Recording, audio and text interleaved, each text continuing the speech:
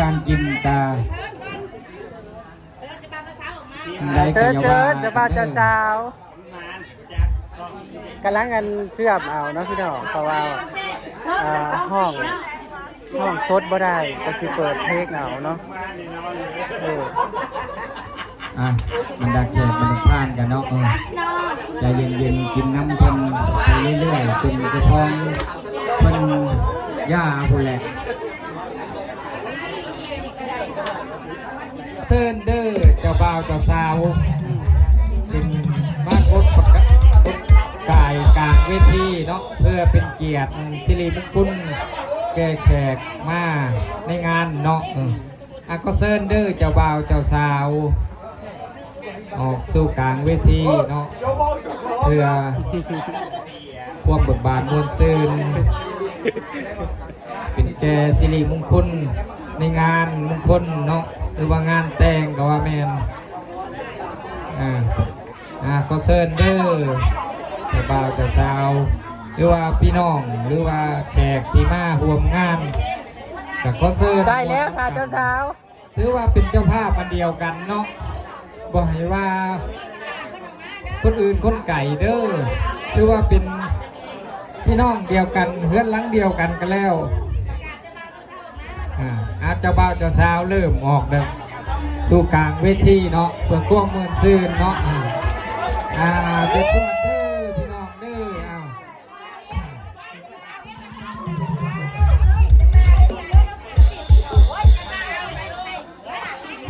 อก็เซิร์นเด้อเจ้าบ่าวเด้อดูผมได้แก่ได้ผมก็เซิร์นออกมาครับเอาผู้ของทานเพื่อประทงมาเลิกเพื่อเป็นเกียรติให้แก่แขกหรือว่าบรรดาทานหรือว่าพี่ญาติพี่น้องที่มาร่วมในงานเนาะให้มีความเบิกบานม่วนซื่นแล้วเนาะสบายดีเด้อแขกทุกคนก็เซิร์นออกมาม่วนซื่นกันเด้อ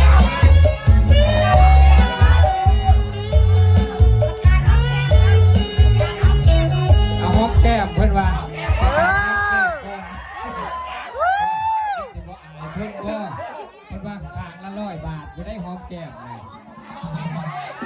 เลยหอมเลยคือกล้าคือได้ขางละ100เพิ่นว่าเอาให้กระเป๋าหอมก่อนเพิ่นว่าเอาไม่ขอ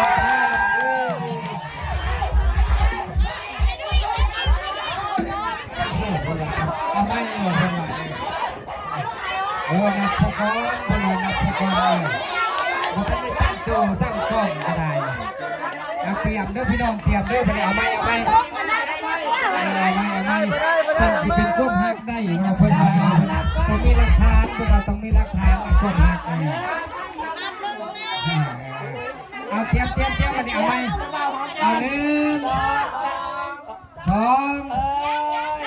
2 2ครึ่ง3ได้2ครึ่งเจ้าอย่าพาใจฮ้อนเตรียมมานี่มันสิฮ้อนได้มันสิฮ้อนแล้วเตรียมเจ้าสาวเอาตั้งใจบัดนี้2 ครึ่งเลยเนาะ2 ครึ่ง3บัดนี้เตรียมเด้อพี่น้องเด้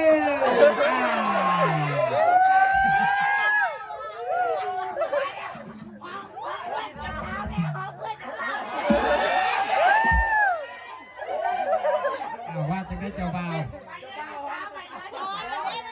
เอาเรื่องเจ้าสาวการเชียร์เด็กก็ดีเนาะการเชียร์เด็กบริโภคเชียร์ตลอดเอาเจ้าสาวเราบัดนี้เนาะ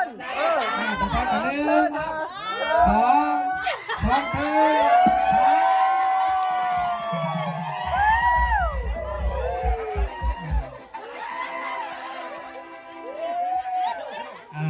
คือว่าเรียบร้อยนะพี่น้องเนาะ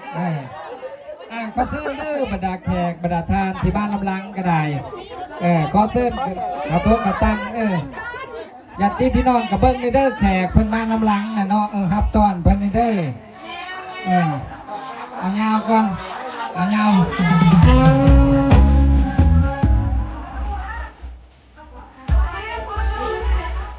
เอาพี่น้องเพิ่มอ่อนทำกันเรื่องเนาะ เอาลูกทำที่ต่างๆ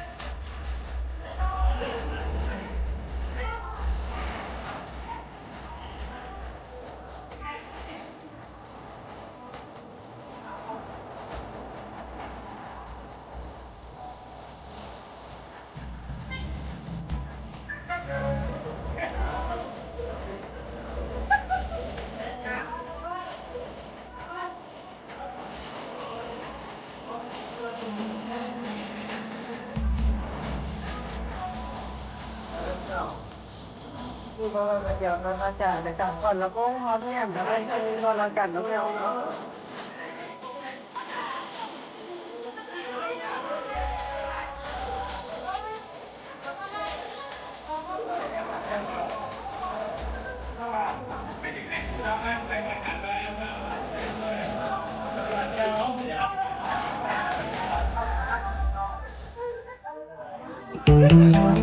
ของพายิ่งเนาะขึ้นมาได้เด้อ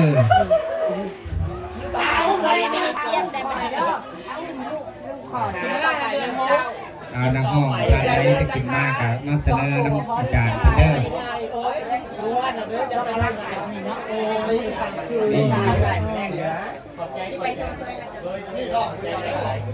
นี่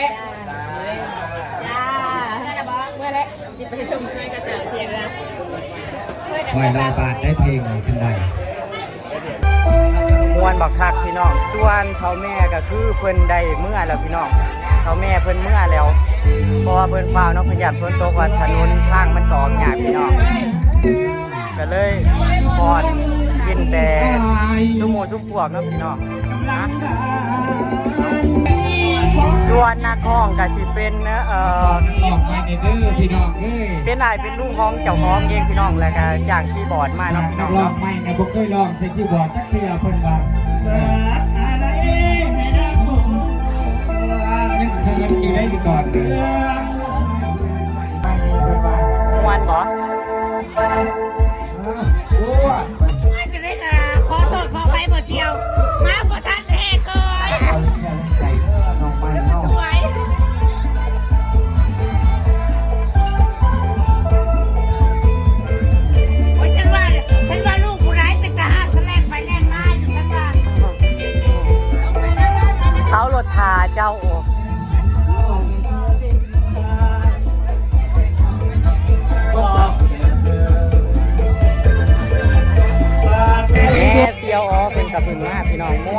น้องญาติพี่น้องหมู่เพื่อนเนาะพี่น้องเนาะมาเต่ามา